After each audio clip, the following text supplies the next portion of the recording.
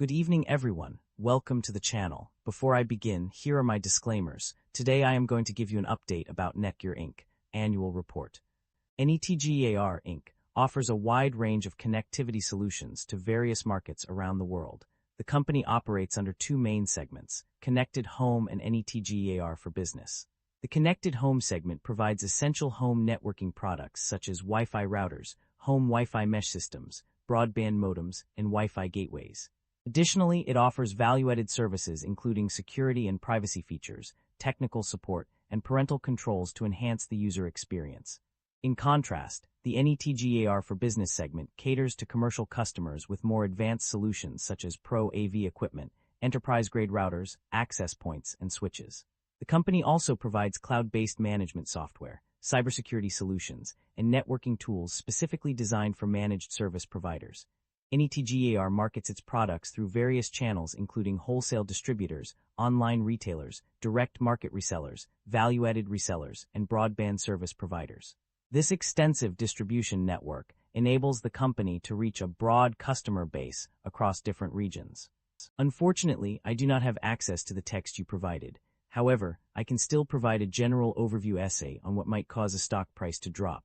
The decline of a company's stock price is often a complex issue with multiple contributing factors.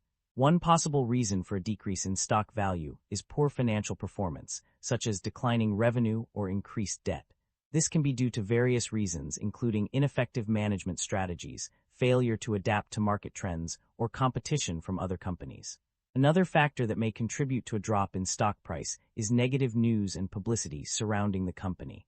This can include scandals, product recalls, or other controversies that damage the company's reputation and erode investor confidence.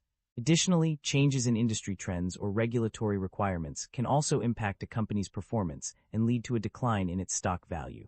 Furthermore, external economic factors such as recession, inflation, or global events can also affect a company's stock price. If a company is heavily reliant on international trade or has significant exposure to volatile markets, it may be more susceptible to fluctuations in the global economy.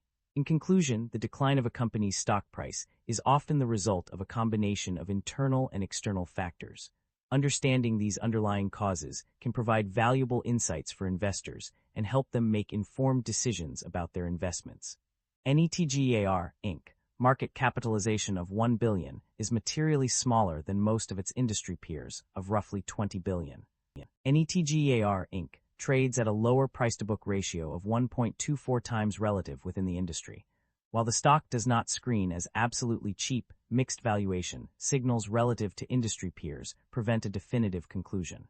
With the broader industry trading at lower valuation levels, this may reflect transitional pricing dynamics rather than clear mispricing, warranting further analysis of earnings quality, growth sustainability, and balance sheet strength. The company maintains a moderate leverage profile, with liabilities making up 36% of total assets, suggesting a balanced approach between risk management and capital efficiency. Average liabilities have declined over the past 5 years, indicating improving balance sheet discipline and reduced financial risk. Shareholder equity has declined over the past 5 years, but operating income remains positive. The equity weakness may stem from capital structure changes such as buybacks or dividends rather than operational deterioration.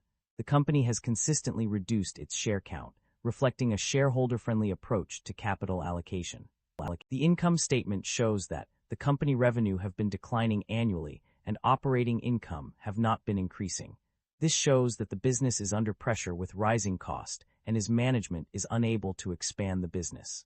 The primary drivers of revenue growth or decline can be categorized into several key areas. On the growth side, reinvesting in the business to capitalize on high-priority opportunities has been a significant driver, resulting in substantial increases in revenue. Additionally, reducing costs and aligning cost structure with projected revenue levels has also contributed to growth. Geographically, the United States and APAC, excluding Singapore, have experienced notable growth. On the decline side, Canada, EMEA, and Singapore have seen decreases in revenue. The Americas, excluding the US, and APAC, excluding Singapore, have also experienced declines. Other drivers of revenue growth or decline include changes in customer requirements, rapid technological advances, and foreign exchange risk related to expected future cash flows. In terms of specific numbers, the United States has seen a 123% growth in revenue, while Canada has declined by 17%. EMEA has seen a 26% decline. The APAC region, excluding Singapore, has experienced a 32% growth in revenue. These figures highlight the importance of geographic expansion and cost management in driving revenue growth or decline. The net income and profit margins of a company underwent significant fluctuations between 2024 and 2025. Initially, net income decreased due to increased costs associated with excess inventory and lower sales on page 16. This trend continued as net income dropped further on page 17 due to the loss of key personnel and global economic conditions. However, there was a brief increase in net income by $25.9 million on page 53, followed by a sharp decline to -$17,923. The decrease from $12,363 in 2024 to -$17,923 in 2025 on page 56 further indicates the downward trend of net income. Profit margins also experienced significant changes during this period. On page 16, it is implied that profit margins decreased due to increased costs associated with excess inventory and lower sales. Conversely, on page 53, gross margin percentage increased by 890 basis points. On page 58, profit margins showed a notable increase from 29.1% in 2024 to 38% in 2025, resulting in a -9.3% change. However, this trend was not consistent across all periods, as on page 56, profit margins decreased from 1.8% in 2024 to -2.6% in 2025. The reasons behind these changes are varied and complex. Increased costs associated with excess inventory and lower sales were major contributors to the decline in net income and profit margins. The loss of key personnel and global economic conditions also played a significant role on page 17. Additionally, higher mix of enterprise products, lower inventory costs, reduced sales returns, and charges for excess/obsolete inventory contributed to the increase in profit margins on page 58. The reclassification of amounts from other comprehensive income, OCI, associated with cash flow hedges on page 89 also had an impact on net income. In conclusion, the fluctuations in net income and profit margins between 2024 and 2025 were influenced by a combination of factors, including increased costs, loss of key personnel, global economic conditions, and changes in product mix. The company's financial performance indicates a concerning trend. According to the data, the company has been experiencing negative operating cash flow in 2025. This suggests that the company is struggling to generate sufficient funds from its core operations to cover its expenses and investments. As a result, the company may face difficulties in meeting its financial obligations, investing in growth initiatives, or even maintaining its current level of operations. The negative operating cash flow can also indicate underlying issues such as inefficient management, high operational costs, or declining revenue streams. To address this issue, the company should focus on improving its operational efficiency, reducing costs, and exploring new revenue streams to generate positive cash flow from its core business activities. The performance of various segments and regions in the company's operations has been mixed, with some areas excelling while others struggled. The enterprise segment was a standout performer, experiencing significant growth across multiple product categories, including audio and video over Ethernet, enterprise networking solutions, and security offerings. This segment saw increases of 22.5% in the Americas, 19.6% in EMEA, and 8% in APAC. The consumer business also showed promise in certain areas, such as high-performance Wi-Fi internet networking solutions, subscription services, and 4G/5G mobile products. However, it underperformed in other regions, including the U.S. Wi-Fi market contraction and significant decreases in APAC, -30.2%, and EMEA, -13.2%.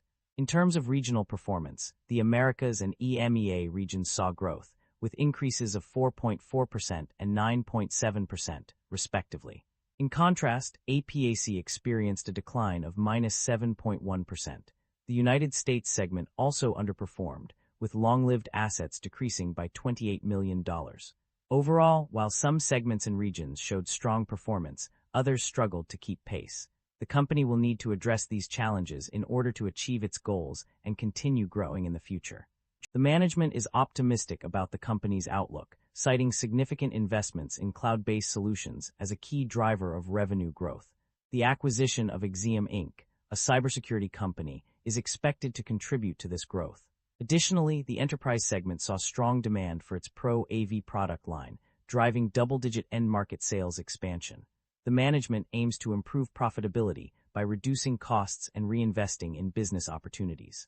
This includes restructuring and reorganizing the business to capitalize on high-priority opportunities. The company's strategy is focused on driving revenue growth and improving profitability through strategic investments, cost reduction, and restructuring efforts. Overall, the management is confident that these initiatives will lead to improved financial performance and a stronger market position for the company. The company has made significant investments through acquisitions, which have contributed to its growth and expansion.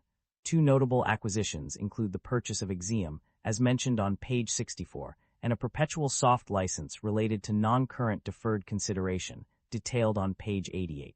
These strategic moves demonstrate the company's commitment to expanding its capabilities and offerings.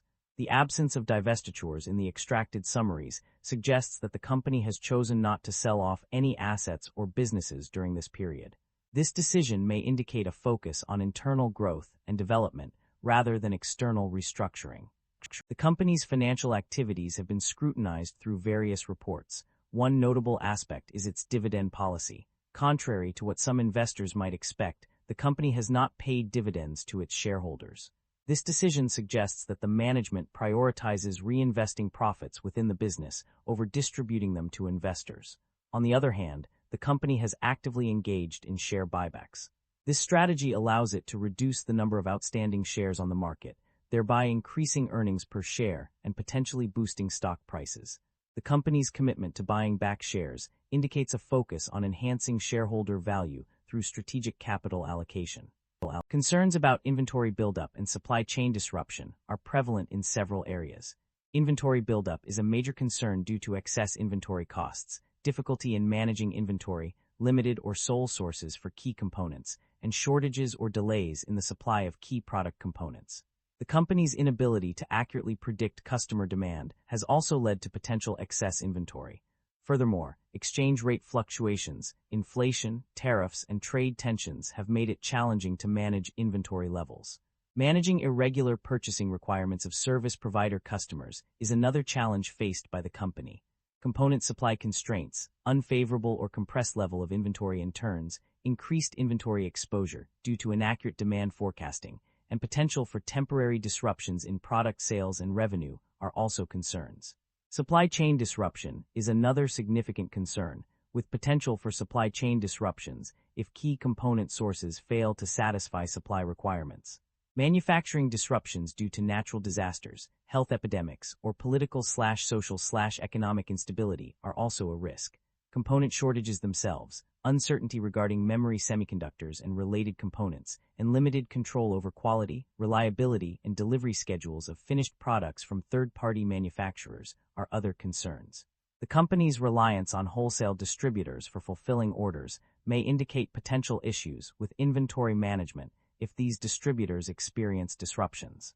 Transportation network disruptions due to labor disputes, port strikes, acts of war, terrorism, or other geopolitical conflicts, natural disasters, effects of climate change, pandemics like COVID-19, congestion resulting from higher shipping volumes are also a risk. Overall, the company faces significant concerns about inventory buildup and supply chain disruption, which can impact its ability to meet customer demand, manage costs, and maintain market share. That concludes the financial summary for Netgear Inc. Feel free to comment below, and I will be happy to answer them when possible.